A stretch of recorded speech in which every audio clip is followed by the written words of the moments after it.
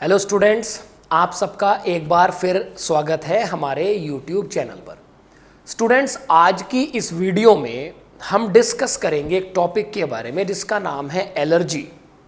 हम पता लगाएंगे एलर्जी का रीज़न क्या होता है, वो कौन से ऐसे फैक्टर हैं जो हमारी बॉडी में एलर्जी क्रिएट कर सकते हैं, या वो कौन से ऐसे फॉरेन पार्टिकल हैं जिनसे हमें एलर्जी हो सकती है, और एलर्जी में किस टाइप की एंटीबॉडी मीडिएटर का काम करती है।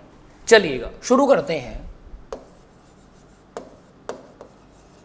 एलर्जी देखिएगा, बड़ी सीधी सी और आसान भाषा में बात करते हैं। एलर्जी क्या है?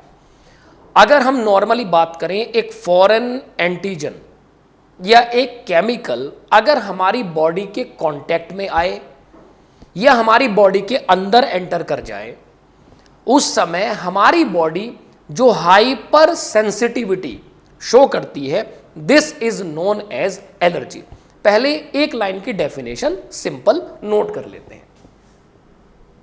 क्या है allergy? It is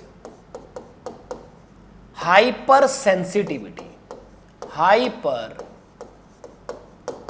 sensitivity of our immune system,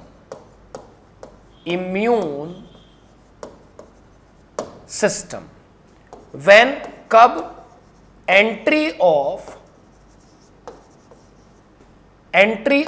chemicals या एंटीजन, एंट्री ऑफ केमिकल या एंटीजन और कॉन्टेक्ट ऑफ केमिकल्स।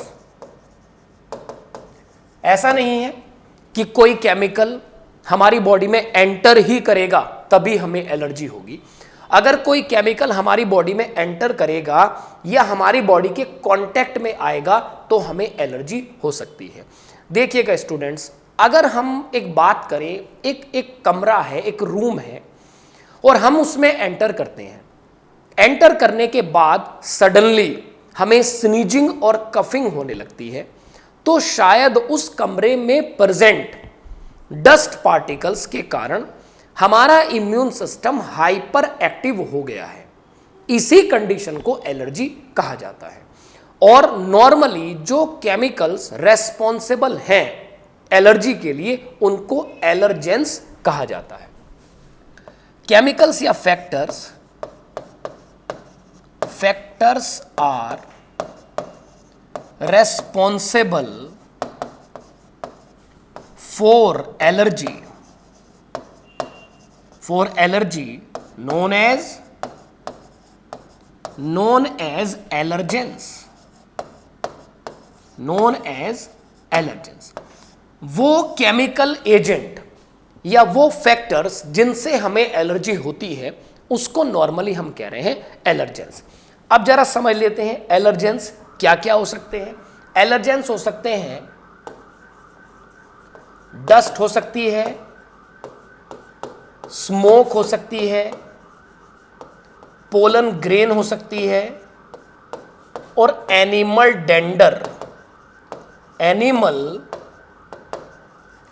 डेंडर्स हो सकते हैं, पेंट हो सकता है, और कोई भी फूड पार्टिकल्स या फैब्रिक्स,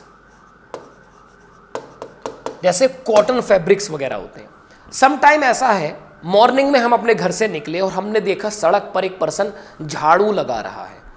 उसके रेस्पॉन्स में जो डस्ट पार्टिकल्स हैं, जब वो आपकी नोज के कांटेक्ट में आते हैं, आपके नेजल पाथ से अंदर जाने की कोशिश करते हैं, तो हमें स्नीजिंग की प्रॉब्लम शुरू हो जाती है, या हमारी आंखों से पानी आने लगता है।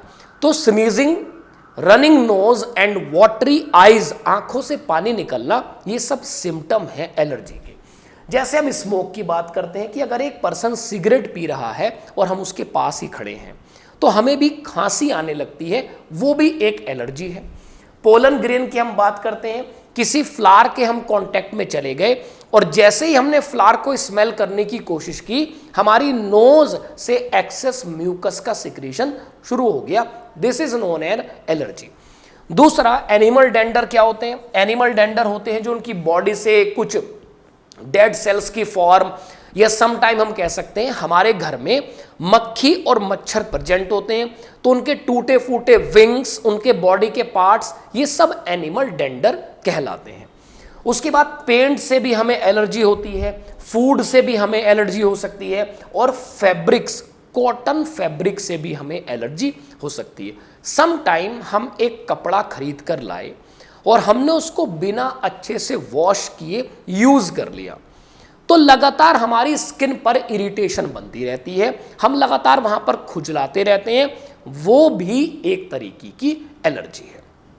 अब एक और इंपॉर्टेंट चीज के बारे में बात करते हैं। मेडिकल के एग्जाम में क्वेश्चन पूछा जाता है, एलर्जी के केस में वो कौन से केमिकल हैं जो हमारी बॉडी में रिलीज होते हैं। देखिएगा स्टूडेंट, जब जब हमारी बॉडी में एलर्जेंस एंटर करेगा तो हिस्टामाइंस एंड सीरोटोनिन, ये जो केमिकल हैं ये रिलीज होते हैं फ्रॉम, कहां से? Mast cells. ये क्वेश्चन हमसे एग्जाम में पूछा जा सकता है, हमसे वो एग्जाम में क्वेश्चन पूछ सकता है, जब हमारी बॉडी में एलर्जेंस एंटर करते हैं तो हमारी बॉडी में ये सिम्टम क्यों आ रहे हैं? ये सिम्टम आ रहे हैं due to activation of mast cell who secrete the histamine and serotonin chemicals. और हमें हिस्टामाइन और सीरोटोनिन जैसे केमिकल को कंट्रोल करने के लिए जब हमारी बॉडी रिएक्ट करना शुरू करती है तो हमारी बॉडी में IgE एंटीबॉडी जो है ये काम करती है एंटी एलर्जी। एंटी एलर्जी का मतलब हुआ कि इन सब्सटेंस के सिक्रीशन को हम कम करना शुरू कर देते हैं। यह क्वेश्चन हमसे एग्जाम में पूछा जा सकता है, इवन प्रीवियस कई टाइप के एग्जाम में ये पूछा गया है। इन केस ऑफ एलर्जी वो कौन सी एंटीबॉडी है जो रिलीज होती है, उसको आप कह सकते हैं IgE। अब लास्ट में बात कर लेते हैं एलर्जी से रिलेटेड वो कौन सी प्रॉब्लम है जो एलर्जी से एसोसिएटेड होती हैं। जैसे हे फीवर के बारे में हम बात करते हैं। बच्चों, हे फीवर क्या होता है? हे फीवर सीजनल एलर्जी होती है, जैसे रनिंग नोज, कफिंग और स्नीजिंग इसके सिम्टम होते हैं। और एक सबसे इंपॉर्टेंट जो प्रॉब्लम होती है वो है एनाफाइलेटिक शॉक, जो होती है due to penicillin. Some time बहुत लोगों को पेनिसिलिन एंटीबायोटिक सूट नहीं करती, और जब हम पेनिसिलिन एंटीबायोटिक ले लेते हैं वो हमारी बॉडी में एलर्जी क्रिएट कर देती है। सम टाइम हमें हमारी स्किन पर रेडनेस बढ़ जाती है। तो हम एनाफाइलेटिक शॉक और हे फीवर, ये दो ऐसी प्रॉब्लम है जो एलर्जी से जुड़ी हुई है। तो स्टूडेंट, आज के इस वीडियो लेक्चर में हमने डिस्कस किया अबाउट एलर्जी। ऐसे ही नेक्स्ट वीडियो के लिए आप लगातार हमारे YouTube चैनल से जुड़े रहिएगा। Thank you so much.